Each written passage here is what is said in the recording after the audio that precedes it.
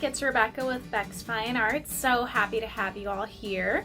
For today's video, I'm going to show you guys how to create some awesome stars like what you see in the background. So if you watched my video a couple weeks ago, this was the painting I created. So although you can see some of the stars on here, I still have a few more to add. So on this painting, I'm going to show you how to do some really cool glowing stars, like you see over here, like this one. Practicing my Vanna White. Not doing a very good job though. And then with this painting, which is kind of just my little example painting, I'll show you how to create those random flicks for stars. It's super easy, as well as how to create little starbursts, like you see over here. And please make sure you watch all the way to the end, because there is going to be a really cool opportunity for both new and current subscribers. So let's take a look at our materials. Here are the supplies for making some stars. So first we have the Sharpie oil-based paint pen, Basics white acrylic. I have two really small pointed brushes. This is definitely a must, especially for the starbursts. And lastly is my sapphire metallic blue paint, which the brand is Craftsmart. You can really use any color if you're doing the glowy stars, but I prefer the blue. I just think it looks the most natural, and in my opinion, it's the easiest to blend.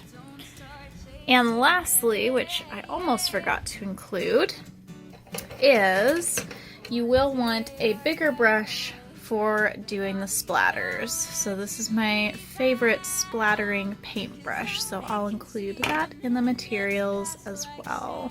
So first technique that we're going to start with is the random flicking. So what I've done is right here, I've added a dab of white acrylic. So what you'll do is with your bigger paintbrush, you're going to water it down a lot. You really want it to be nice and runny. So if I tilt the plate or the palette, you can see that it starts to run. And literally all that you have to do is bend the bristles back with your finger and let go to release them. This will make a flicking motion that will spring the paint onto the canvas.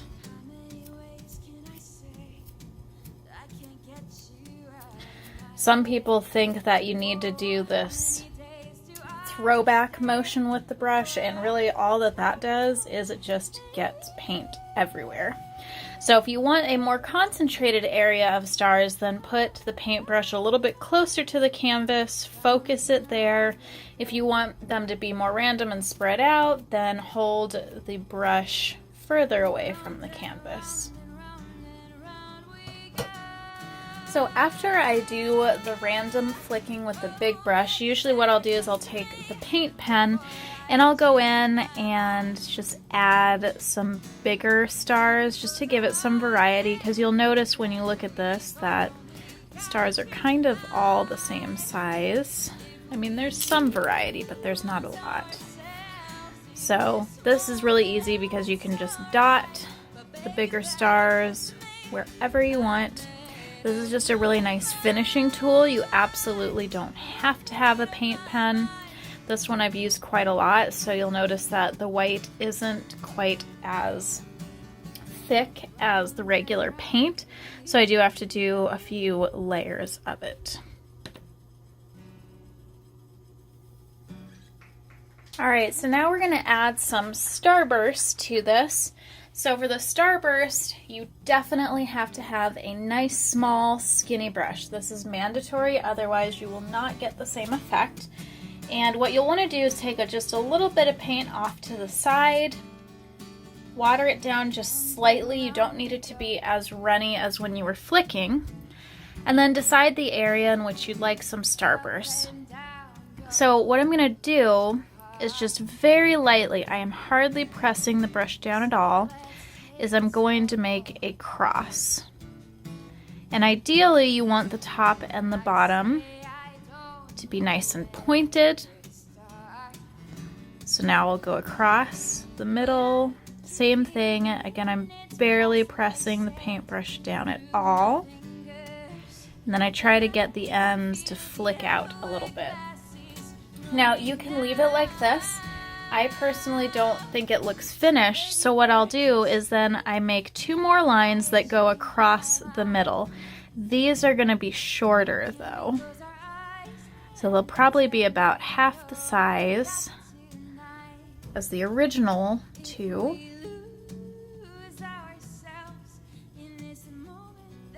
And there you go. Super easy. The main thing with this is people just don't realize how heavy-handed you can be unintentionally. So just barely press that paintbrush down when you're making these. So here's another one. Again, we start with our cross, making sure that the ends are nice and pointed. And then I'll go across the middle again with 2 shorter strokes. Now it's good to make sure that you do these all different sizes, again, to keep with that randomness. As you get smaller, you don't necessarily have to do the 4 intersecting lines. You could just do a couple. So depending on how small I make it, I might only do 2.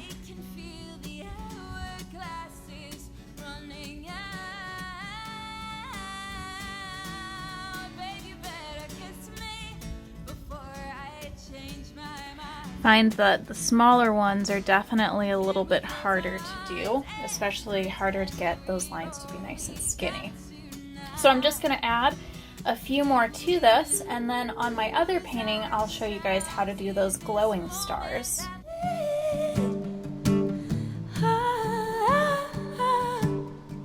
Round and around we go.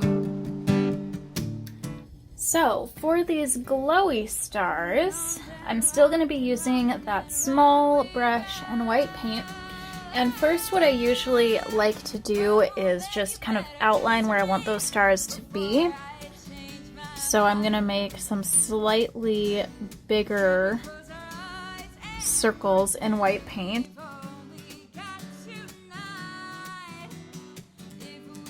Okay, now that I have my basic stars outlined, I'm going to take some of my sapphire blue paint, put that on the side of my palette,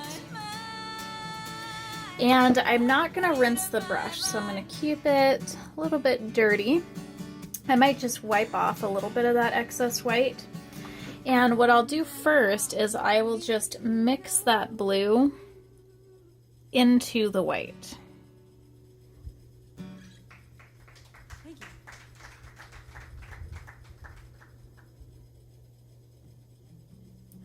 So I'll end up having a blue circle. I'll pick up some more blue, and then I'm going to go around the edges.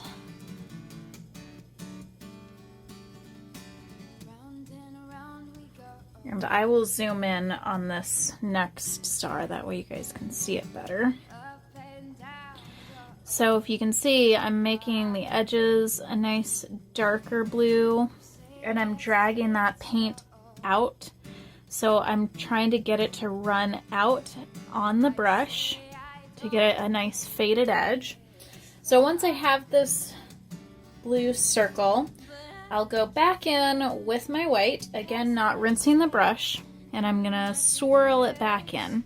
So this time what I'm doing is I'm gonna work that white out to the edges as I blend, and since your paint is still wet, you should start to get those 2 colors to blend together a little bit better. And if it's not happening, simply pick up a little bit more blue. So you really do have to go back and forth a lot with these. They do take quite a bit of time and quite a bit of practice to get them to be looking correct. So here I've picked up a little bit more blue.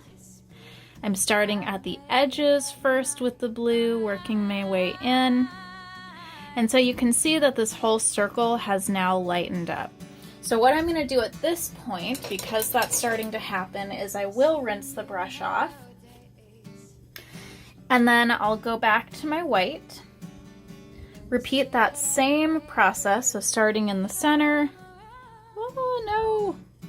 A little bit of water dripped out. That's what happens when you don't dry your brush properly. So I will work my way from the center outwards, blending as I go. And this paint is pretty wet now, so it's pretty easy to blend. So you can really start to see that nice gradual shift from white to light blue. Now for this final step, I will go ahead and rinse the brush again before I pick up blue. And then I'll do that same thing where I start around the edges. And I'm just very gently stroking that dark blue into the lighter areas just to help with that transition.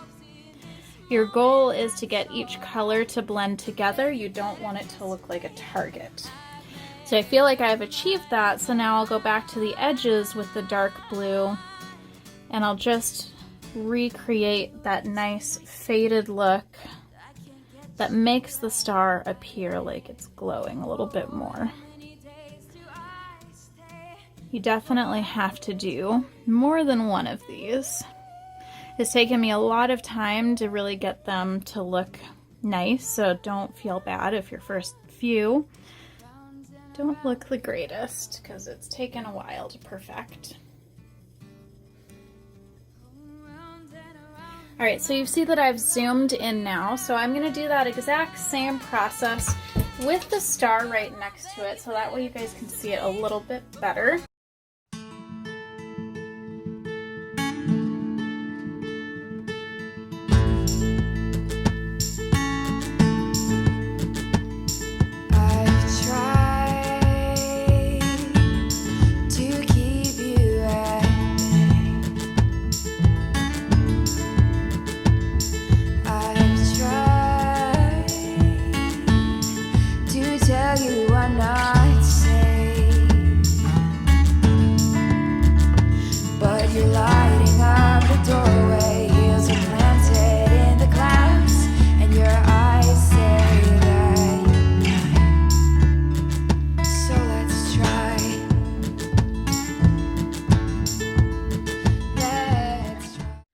Alright guys, I hope you found this video helpful, especially if you plan on painting any starry nights in the near future.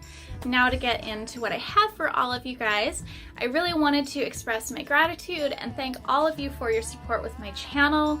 I could not be here without you. I would be making these videos to an empty room and that would be awkward.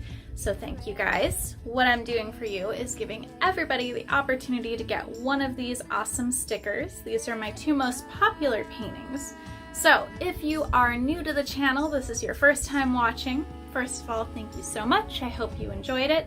Second, hit that subscribe button. And then in the comments, comment if you want the Desert Milky Way or the Forest Milky Way.